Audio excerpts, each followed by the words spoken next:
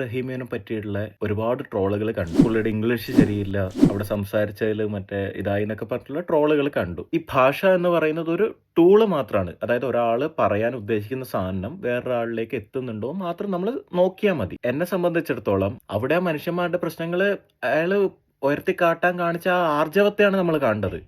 അല്ലാതെ അയാളുടെ ഇംഗ്ലീഷിലെ ഗ്രാമറായ ആ സാധനം നല്ല കാണേണ്ടത്. ഈ ഇംഗ്ലീഷ് പറയുന്നത് നമ്മുടെ മാതൃഭാഷയല്ല. ഈ ലോകത്തിൽ പല നേതാക്കന്മാരും ഇംഗ്ലീഷിൽ അത്ര ഫ്ലുവന്റ് ആയിട്ടുള്ള ആൾക്കാരൊന്നും അല്ല. പല രാജ്യത്തും ഈ ഈ ഇംഗ്ലീഷ് സ്പീക്കിംഗ് കൺട്രീസിൽ മാത്രമുള്ള ആൾക്കാരാണ് ഈ പറയുന്ന ഭയങ്കരമായിട്ട് ഇംഗ്ലീഷ് പറയുന്ന ആൾക്കാരുള്ള. അല്ലാത്ത രാജ്യങ്ങളിൽ അവരത്ര ഫ്ലുവന്റ് ഒന്നല്ല ഇംഗ്ലീഷിൽ. ഞാൻ മനസ്സിലാക്കിയിടത്തോളം മനുഷ്യന്മാരുടെ വേദനയ്ക്ക് അങ്ങനെ ലാംഗ്വേജസ് ഒന്നുമില്ല. ആ വേദന മനസ്സിലാക്കാനും അവരെ കൂടെ നിൽക്കാനും ഒരു മനസ്സ് വേണം. ഇല്ലാത്തവരായിരിക്കും കൂടുതലായിട്ട് ഈ ഗ്രാമറൊക്കെ നോക്കിയിട്ട് ഈ കളിയാക്കാൻ നിൽക്കുന്നത്.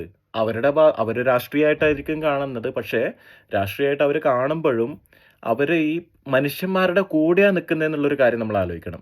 മനുഷ്യന്മാർക്ക് വേണ്ടി അവർ സംസാരിക്കുന്നത്. അപ്പൊ മനുഷ്യന്മാർക്ക് വേണ്ടി സംസാരിക്കുമ്പം അവിടെ ലാംഗ്വേജ് നോക്കിയിട്ട് ഈ ഗ്രാമറും ഈ സാധനമൊക്കെ ഫ്ലുവൻസിയും ഇതൊക്കെ നോക്കിയിട്ട് വന്ന് കമന്റ് ചെയ്യാന്നൊക്കെ വെച്ച് കഴിഞ്ഞാൽ, ട്രോൾ ചെയ്യാന്നൊക്കെ വെച്ചാൽ എനിക്കങ്ങനെ ഒരു നല്ല കാര്യമായിട്ട് എനിക്ക് തോന്നുന്നില്ല. കമ്മ്യൂണിസം മുറുകെ പിടിച്ച് നിൽക്കുന്ന ഒരു പ്രസ്ഥാനത്തിന് മനുഷ്യന്മാരുടെ കൂടെ നിൽക്കാൻ, പാവപ്പെട്ടവരുടെ കൂടെ നിൽക്കാനുള്ള ഇത് കാണും. അപ്പം അവര് സംസാരിക്കുമ്പോൾ ചിലപ്പോൾ ലാംഗ്വേജ് ഉണ്ടാവില്ല. അതിനിപ്പോ എന്താ? നമുക്ക് മനസ്സിലായപ്പോൾ അവരെന്താ സംസാരിക്കുന്നത്. നമ്മുടെ നാട്ടിൽ പൊതുവെ നമ്മുടെ നാട്ടിൽ ഒരു ഡിഗ്രി, പോസ്റ്റ് ഗ്രാജുവേഷൻ ഒക്കെ കഴിഞ്ഞവർക്ക് ഇംഗ്ലീഷിൽ അങ്ങനെ ഫ്ലുവന്റ് ആയി സംസാരിക്കാൻ പറ്റണമെന്നൊന്നുമില്ല. ഈവൻ എനിക്കും ഇതേ പ്രശ്നം ഉണ്ടായിരുന്നു.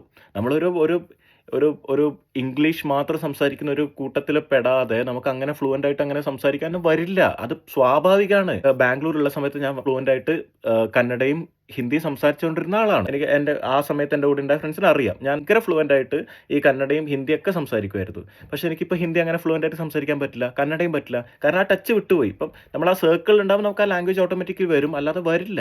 അപ്പോൾ അതിൻ്റെ പേരിൽ മനുഷ്യന്മാർക്ക് വേണ്ടി സംസാരിക്കുന്ന ഒരാളെ ഈ ഒരു സാധനത്തിൽ ട്രോൾ ചെയ്യുന്നത് ഭയങ്കര മോശമാണ്. നിങ്ങൾക്ക് എന്നെ വേണമെങ്കിൽ ഇപ്പോൾ കമ്മിയാക്കാം.